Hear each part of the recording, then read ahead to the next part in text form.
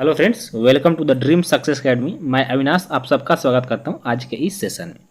दोस्तों, आज का जो है सेशन काफ़ी इम्पोर्टेंट होने वाला है। क्यों होने वाला है? क्योंकि देखिए, हम लोग जो है आज कवर करेंगे मौलिक अधिकार को इस वीडियो में। ठीक है, देखिए, आप चाहे किसी भी कॉम्पिटेटिव एग्जाम की तैयारी कर रहे हो, चाहे आप स्टेट लेवल का हो या सेंट्रल लेवल के हो, ठीक है, इसमें पॉलिटी जो सब्जेक्ट है, पॉलिटी सब्जेक्ट का सबसे जो मस्ट चैप्टर है वो है मौलिक अधिकार। और यहाँ से प्रश्न हमेशा एग्जाम में पूछे जाते हैं। एग्जाम्पल के तौर पर यदि हम बात करें तो देखिए, अभी 69th बीपीएससी का एग्ज़ाम हुआ है, ठीक, और बिहार पुलिस के दोनों शिफ्ट को आप मिला लीजिए, दोनों शिफ्ट में जो है मौलिक अधिकार से क्वेश्चन पूछे गए थे।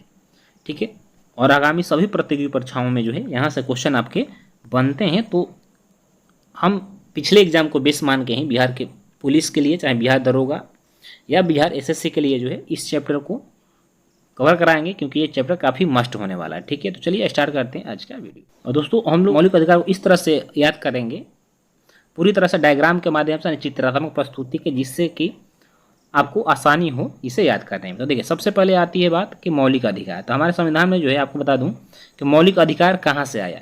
तो देखिए, जो हमारे संविधान में मौलिक अधिकार आया है, ये आया है यूएसए के संविधान से। कहाँ से? तो ये जो यूएसए के संविधान से आया है, और यही क्वेश्चन बिहार पुलिस में आया था। और मौलिक अधिकार का जो उल्लेख है वो हमारे संविधान के भाग 3 के अनुच्छेद 12 से 35 में है। ठीक है, यानी अनुच्छेद 12 से 35 में आपको मौलिक अधिकार का वर्णन मिलेगा। ठीक है, अब कितने प्रकार के मौलिक अधिकार हैं? तो देखिए, हमारे संविधान में टोटल 6 प्रकार के मौलिक अधिकार का वर्णन है। ठीक है, कौन कौन सा? तो देखिए, पहला है समता का अधिकार, जिसका वर्णन 14 से 18 में है। दूसरा है स्वतंत्रता का अधिकार, जिसका वर्णन अनुच्छेद 19 से 22 में है। तीसरा है शोषण के विरुद्ध अधिकार, जिसका वर्णन अनुच्छेद 23 से 24 में है।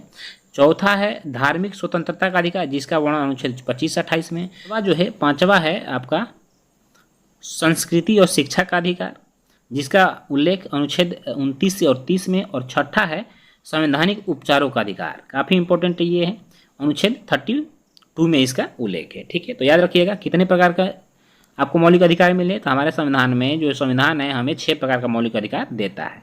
ठीक है, बाकी सबका आपको याद रखना है। अब इसको हम विस्तृत रूप से जो अधिकार को जो है कवर कर लेंगे इस वीडियो में, ताकि आपको आसानी हो।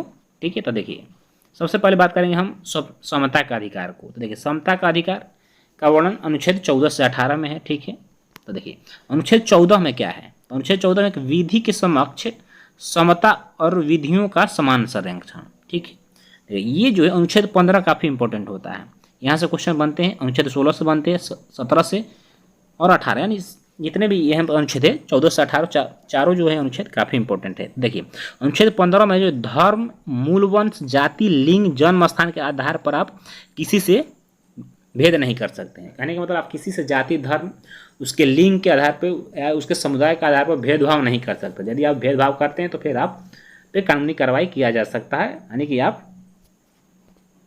संविधान का जो है उल्लंघन कर रहे हैं। ठीक है, देखिए, ठीक उसी तरह से अनुच्छेद 16 में जो है लोक नियोजन के विषय में अवसर की समता है, यानी नौकरियों में जो आरक्षण मिलता है वो आपको अनुच्छेद 16 के तहत मिलता है। ठीक है, ठीक है। अनुच्छेद 17, देखिए, ये भी क्वेश्चन आपके बिहार पुलिस में आया था कि अनुच्छेद 17 का संबंध किससे है।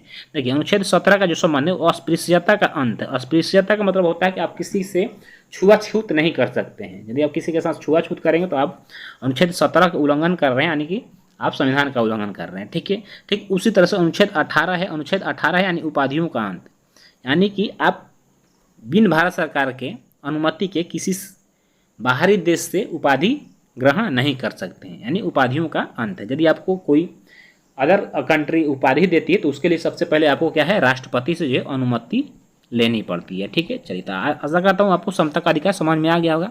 अब हम लोग स्वतंत्रता का अधिकार देखेंगे। ठीक है, देखिए, स्वतंत्रता का अधिकार यह जो है 4 प्रकार का अधिकार है। ठीक है, जिसमें एक अनुच्छेद 19 है, अभिव्यक्ति की स्वतंत्रता सहित कुल 6 प्रकार की स्वतंत्रता आपको अनुच्छेद 19 में देता है, यानी कि आप कहीं घूम सकते हैं, देश में बोल सकते हैं, शांतिपूर्वक आप आंदोलन कर सकते हैं, ये सब जो है अनुच्छेद 19 में इसका वर्णन। ठीक है, अनुच्छेद 20 में जो है अपराधों के लिए दोष सिद्धि के संबंध में आरक्षण संरक्षण है।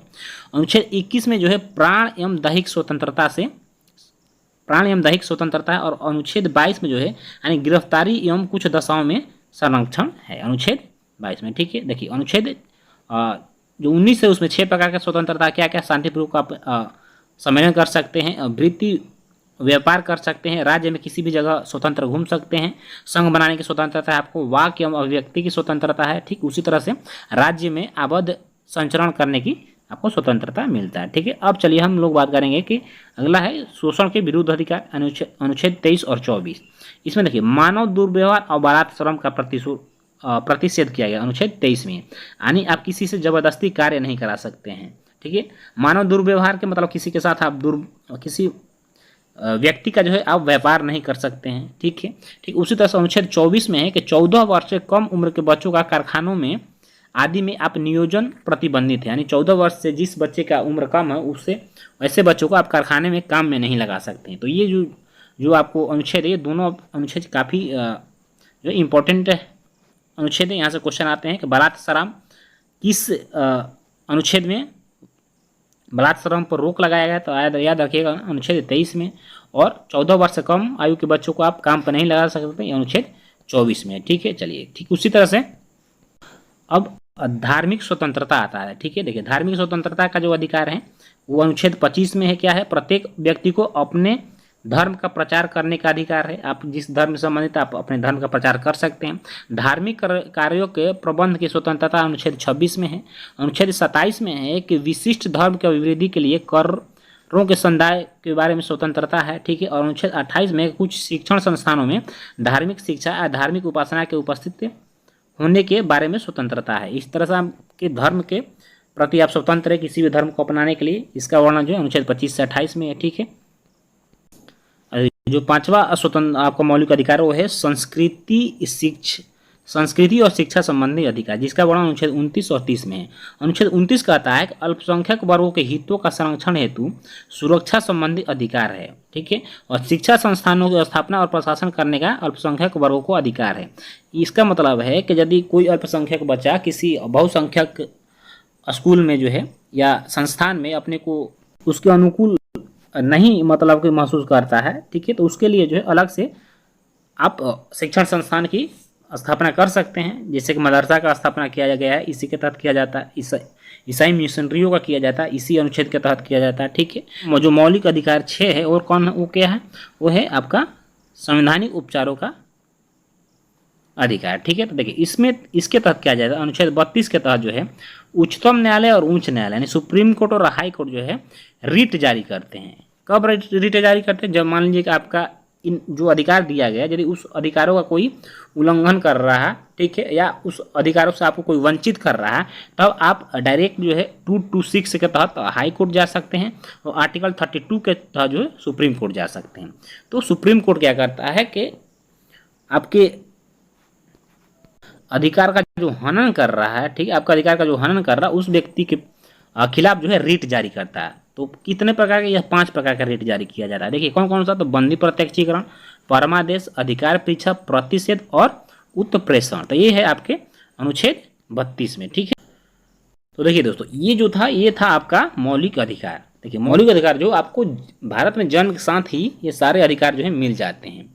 तो बात आती है क्या आपके मौलिक अधिकारों को कोई छीन भी सकता है, तो नहीं, आपके मौलिक अधिकारों को कोई नहीं छीन सकता है। ठीक है, यदि कोई छीनने का प्रयास कर रहा है तो उसके लिए सुप्रीम कोर्ट और हाई कोर्ट या डिस्ट्रिक्ट कोर्ट है। ठीक है, किंतु कुछ परिस्थितियों में आपके मौलिक अधिकारों पर प्रतिबंध लग सकता है, जैसे कि आपातकाल स्थिति में, यदि देश में किसी प्रकार का आपातकाल है तो आपके मौलिक अधिकारों पर जो है क्या प्रतिबंध लग सकता है। जैसे ठीक है, अब देखिए मूल अधिकार का निलंबन कब कब हो सकता है, तो आपातकाल के दौरान हो सकता है। ठीक है, कैसे होता है, देखिए अनुच्छेद 358 जब अनुच्छेद 358 लगता है तो अनुच्छेद 19 जो है स्वतः क्या हो जाता है, निलंबित हो जाता है। यानी आपकी जो आज़ादी है, वाक्य और स्वतंत्रता की जो आज़ादी है वो स्वतः निलंबित हो जाती है। अनुच्छेद यदि 359 लग गया तो अन्य मूल अधिकार जो है राष्ट्रपति द्वारा निलंबित किए जा सकते हैं।